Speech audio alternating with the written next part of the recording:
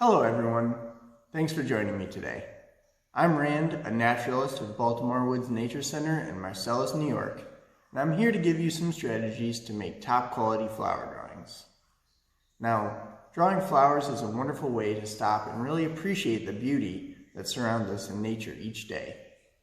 And we'll be focusing today on the crocus, one of the flowers that blooms in spring here in central New York. Now, crocuses aren't native to our region here in the eastern U.S., but they were brought here by gardeners from Europe and are found in cultivation, as well as escaped in fields and forest edges. Some species, like Crocus sativus, which makes the spice saffron, flower in fall, while others flower in spring. Those I've seen flowering in spring here in central New York have a nice lilac or purple color. They have 6 petals, roughly forming a circle, and a narrow tube that connects with a thin stem with 3 grass-like leaves coming from it. Now with that, let's get our nature journals together. You might want a pencil so that you can follow along with the drawing. Anytime you have a flower whose petals roughly form a circle, that's a great place to start with your flower drawings. So let's try drawing a circle.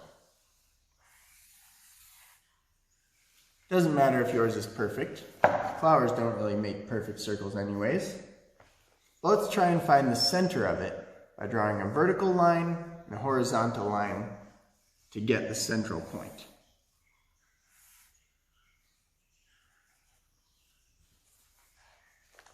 Mine's not perfectly in the center, but that's fine too.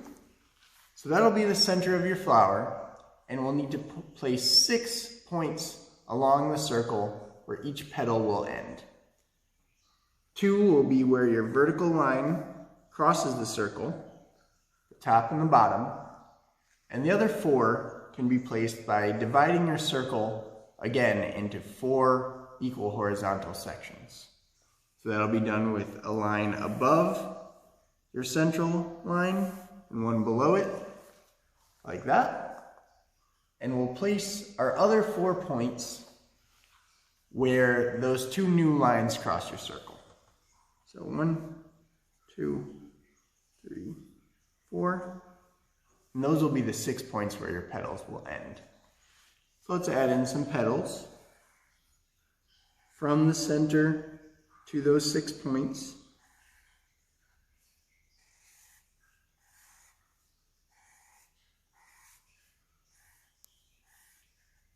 And once you've done that, it is still going to look a bit messy, but you've got the basic shape of your crocus flower. So let's try it again without as many extra lines. So we'll start a fresh circle and try and find your center again. You can do the lines if you want, or just imagine them there. And we'll place the 6 points where our petals will end. 1 on top, 1 on bottom, and 1 1/4 of the way along the circle from each of those in both directions. And you can use your previous drawing as a reference here. It does get tricky understanding what 1/4 looks like, but it's something like that. Now this time when we add in our petals, we'll keep in mind that there are 2 sets of 3 petals, 1 set sitting on top of the other. So we'll draw in the first set for 3,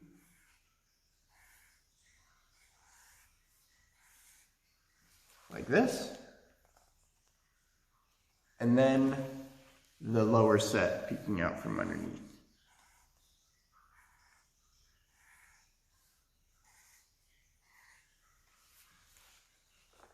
Now you've got the start of a really nice crocus flower there. Now we could add in the male and female parts, the stigma and stamen here, but they look a little bit messy and jumbled in the center of our flower from this top view. Understanding how they look will become more important as we look at our crocus from a side angle. So let's try that view now. Instead of a circle this time, we'll start with an oval, as if you're looking from the side, and a circle kind of becomes elongated in one way and shortened in another. So our oval, and we'll find the center of it again.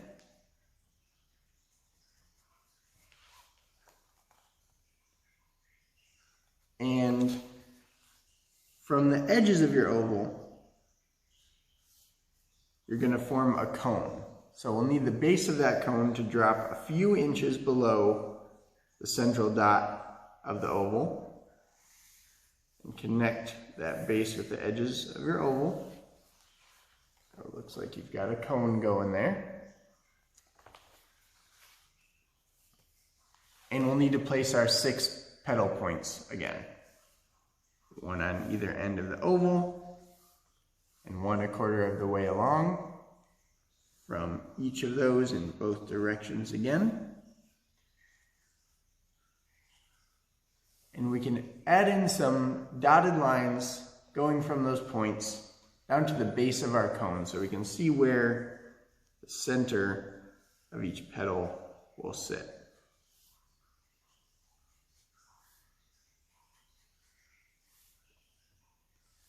Now we've got those lines, let's try drawing in those petals.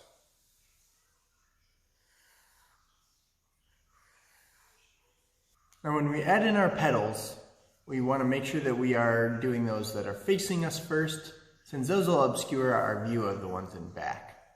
So we'll add in those, and then the back layer, making something like that.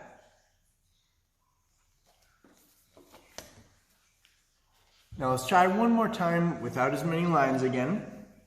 Fresh oval. New center point. Drop a few inches down. Put the base there. Form your cone.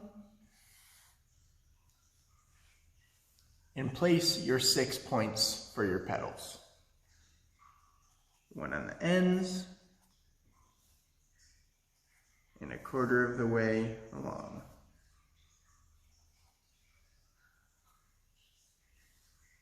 Let's try doing it without the dotted lines this time. Add in your petals. Thinking still about those layers of petals.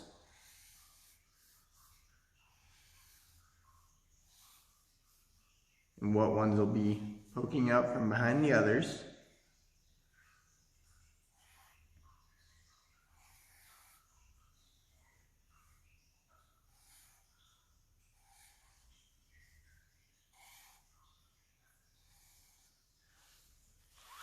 You'll end up with something like this. Now, depending on where the petals that are facing us are placed, we may or may not be able to see into the central part of the flower where the male and female parts sit. And if we do draw those, there's 3 of each, 3 stamens that look kind of like tiny banana splits on a stick, and 3 stigma, which look like intricately forked tongues, all arising from one stem or style. But can't really see mine here, but you can see it in the picture here in the corner. From there, all you'll need to do to finish off your crocus is attach your flower head to that narrow tube that'll extend about as long as the head of the flower, attach it to a thin stem, add in those grass-like leaves, and it's up to you how much of the stem and leaves you want to include in your drawing. These strategies definitely take some practice. Try it a few times, see what works for you, and if you're feeling up to it, post your drawings on social media and use the hashtag Baltimore Woods Nature Center. We'd love to see them. And I hope you can keep this in mind when you see a wildflower blooming this spring, whether it's on the side of a hiking trail or next to the sidewalk. Think about how you would get it down on paper, on canvas, or in your nature journal. Thanks for joining me, and see you again soon.